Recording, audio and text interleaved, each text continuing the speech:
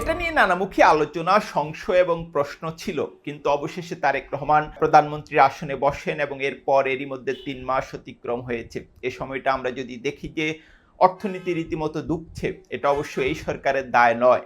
Iran যুদ্ধ পরিস্থিতি আরো খারাপ করেছে। আইনশৃঙ্খলা পরিস্থিতির তেমন কোনো উন্নতি হয়নি, বরং গত কয়েকদিনে এমন সব বর্বর সামাজিক অপরাধ সংগঠিত হয়েছে যা পুরো সমাজকে রীতিমতো বিক্ষুব্ধ করে তুলেছে। এই পরিস্থিতিতে জামাতের ভূমিকা কি সেটা নিয়ে নানামুখী আলোচনা চলছে।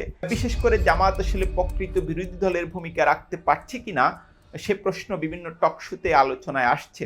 আমার অন্য একটা আলোচনায় আমি বিস্তারিত বলেছিলাম যে জামাতের যে ভূমিকা আশা করা হচ্ছিল দল হিসেবে সেটা তারা সেভাবে পালন করতে পারছে না।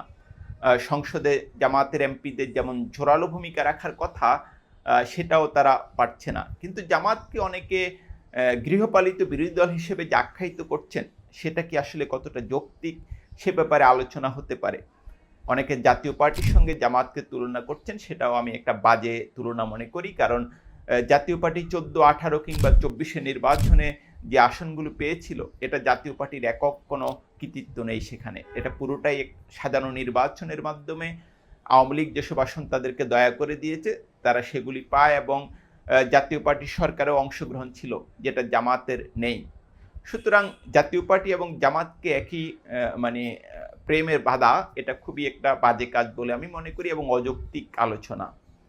কিন্তু যেটা আমি এরই মধ্যে উল্লেখ করলাম যে জামাতকে যেভাবে ভূমিকা রাখার কথা সেটাও দলটা রাখতে পারছে না। কিন্তু এখানে একটা বিষয় উল্লেখ করা যেতে পারে যে আমরা আগে যেমন দেখেছিলাম যে বিরোধী দল মানেই রাজপথে ভাঙচুর করবে, আগুন জ্বালাবে, হরতাল পালন করবে দিনের পর দিন।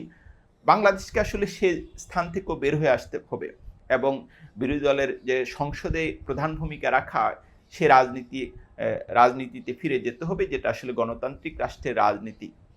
কিন্তু বিরোধী দল মানে ভাঙচুর, আগুন, সেখান থেকে জামাতকে বের হয়ে আসতে হবে। এবং বিএনপি এবং জামাতের আরেকটা বিষয় কিন্তু আপনাদের খেয়াল রাখতে হবে যে বিএনপি এবং জামাতের যে হাইকমান্ড, তারা দুই দলই জানে তাদের আসলে রেড লাইন কোথায়। জামাত জানে যে বিএনপির সরকারের যদি পতন হয় তাহলে পরিস্থিতি কি হতে পারে সেটা, এবং জামাতকে পুরো হার্ড লাইনে ঠেলে দিলে বিএনপির জন্য সেটা কেমন পরিণতি বহন করবে সেটাও বিএনপি নেতারা জানেন। এই প্রেক্ষাপটে আমি যেটা মনে করি, বিএনপি এবং জামাত কোনো দলই আসলে শেষ পর্যন্ত তাদের যে রেড লাইন সেটা অতিক্রম করবে না।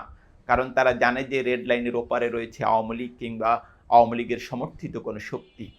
আমার মনে হয় না খুব বড় কোনো অঘটন না ঘটলে বিএনপি কিংবা জামাত কেউ এই ভুল করবে।